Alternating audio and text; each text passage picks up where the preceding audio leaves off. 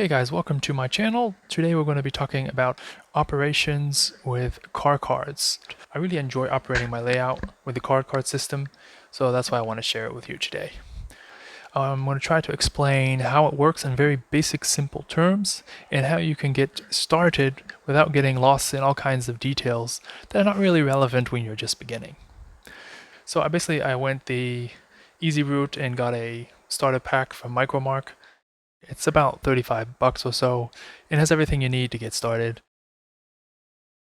Before we dive into the theory, the first thing to do on a layout is get everything marked. Mark where your cities are, mark what is east, what is west, and mark all the industries. Now let's look into the theory of moving trains. So it's all about what, where, and when. You need to determine what equipment has to go where and when. Let's start with the what. For that we have empty car cards in the package, and we have these locomotive power cards. So how do you use these? I got an example right here. You just fill it in. You put the engine number, you put the road, Pennsylvania Railroad in my case.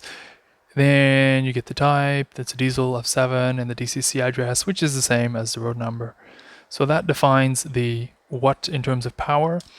Then you get the what in terms of cars. So that's this. It's more or less the same, but a different color. Let me just take this one I have right here. So what? It's a flat car. The AA code for that is an F.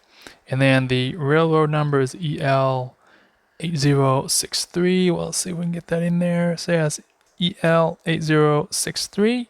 And then the description is black. And then you have your empty car return to lines. You can fill this in to return an empty car to a destination. I don't use this on my layout yet. So that basically defines the what. Very easy. If you want to, you can also make cards for your caboose. You just take a car card as well. So you can put the caboose in there. The AR number is N for caboose, railroad and number, and description. This one happens to be red. After covering what is where. Where is very important because cards need to travel to make money. So you get a stack of these waybills, and they all have 4 sides. 1, 2, 3, and then we go to number 4. So these cards basically say everything about the destination of a car. It says where it's coming from. So in this case, the shipper is H&H Feed, which sells all kinds of feed and tractor components and tractors. It's located in Connellsville. I shorted it to CV, and it's lading tractors in this case. And where does it go to? It goes to a team track in the city of Dalton. I don't use the routing and via options. We'll just leave that out for now to keep it simple. So how would this actually make traffic and move your cars around? Well, let's just give an example. This car card is going to describe how H&H Feed needs an empty car to distribute tractors to 3 different team tracks all over my layout. So we just start here.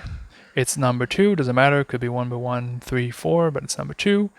The lading is empty because it needs an empty car. It's going to H&H Feed in Connellsville. And once arrived in Connellsville, it will be loaded with tractors. So then if we go to waybill number 3, we see the shipper is H&H Feed. That's correct because that's where it is in Connellsville, and it is loaded with tractors. It is now going to a team track in Dalton, and once it has arrived there, it will unload a few tractors and then head on to the team track in Bucks. As you see, the shipper is still the same because it is just distributing its tractors through various team tracks. After it has unloaded a few tractors at Bucks, it will go to a team track, more specific, the one with a ramp, in Ashville, and unload the final tractors. And after that, the car is empty, and it will do the whole thing again. So you see, in this case, I used all the 4 different waybills to go to 4 different destinations. I also have cars that just ping up and down from, let's say, the stock pen, filling up cattle, then going to the meat company, then going back to fill up with more cattle, and then to the meat company, etc., etc. Now we've covered what and where. So now, when? When does all this move? Because you can't move all the cars at the same time because it would clog up your layout. Let's have a look. When is basically decided by the bill boxes. You have set out, hold, and pick up. So what happens during an operation session is a local train might come in and bring these cars around, and these will then go in the set out pocket, because these cars need to be set out at the appropriate locations in the streets on this section. The hold cars are still being unloaded, so nothing happens with these. You just leave them here. They're for the next operation session. And then the local will come and pick up all these cards that are applicable for his train, and then take these off to the next destination. So after a operation session, the box normally looks like this. The pickups are empty because they're all picked up. So then the hold cards will go to the pickup. And then you change the cycle. The 3 will move to 4 as it gets a new destination. And then the set out will go to the hold. This is something you don't do during an operation session. This is what the layout owner normally does in preparation for a new operation session.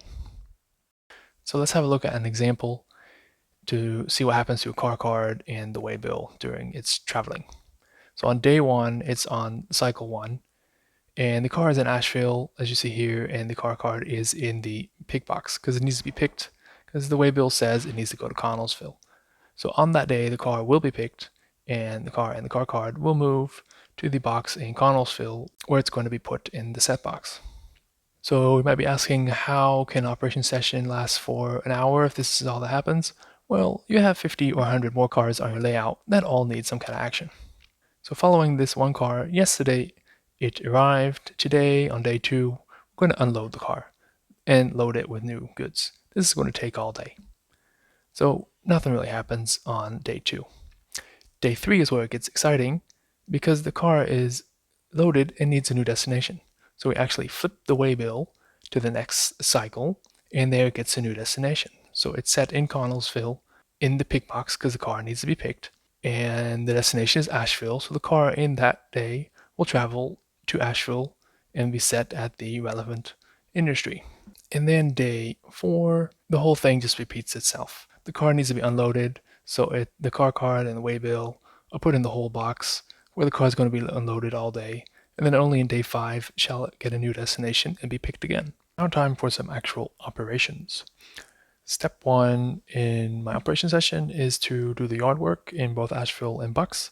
After that is the Dalton turn, CV turn, local if necessary, and switching Asheville and Bucks to finish off the operation session. But we'll do the latter in another video. These are the car cards. I've already set up a few of them. What I normally do to make my life easy is I take the car cards and I place them at the relevant cars. So I have a bit of an overview of what needs to be done. So as you can see, these 3 need to be picked. Let's see if I can swivel this. And then we got 2 over there that need to be picked. We got 1 more over there. And as said, we also do Bucks from Asheville. So we got 1, 2, 3 cars over here. I will fast forward some of this. I don't want the video to become too lengthy. So the end goal is to get all the cars for Dalton on this track and all the cars for CV on that track, because as you remember, the first train departing is the Dalton turn and the second one is the CV turn. So we need to get those ready as soon as possible.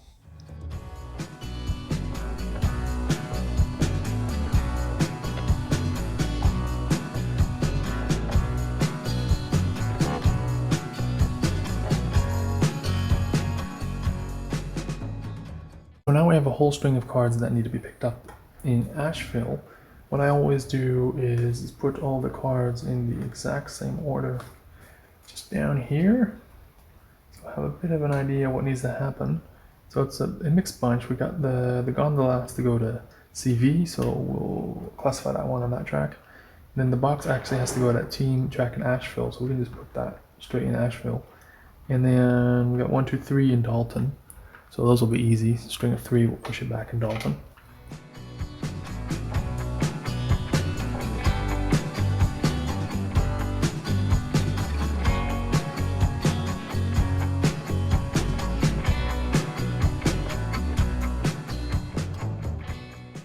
So as the boxcar is set here in Asheville, This car is actually done, so we'll put it in the set out box.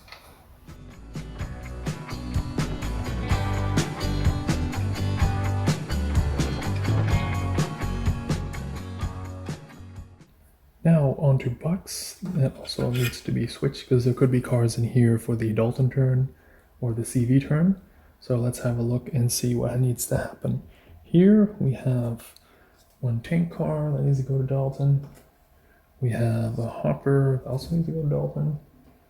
And then we have a box 488. This one needs to go to CV. So now in super fast forward, let's get these guys.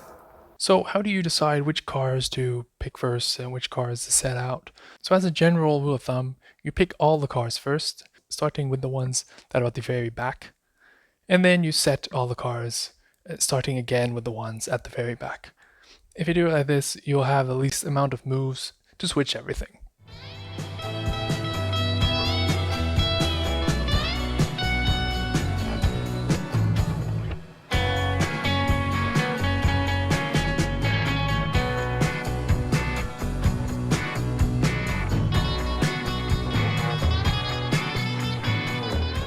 So that concludes this section of the operations. The cars have been classified as per location, one for Dalton and one for CV. So all the yard works for now are done. Please subscribe and like if you want to see more videos just like this. In the next video, we'll take the cars we just classified and do the Dalton turn. Thank you very much.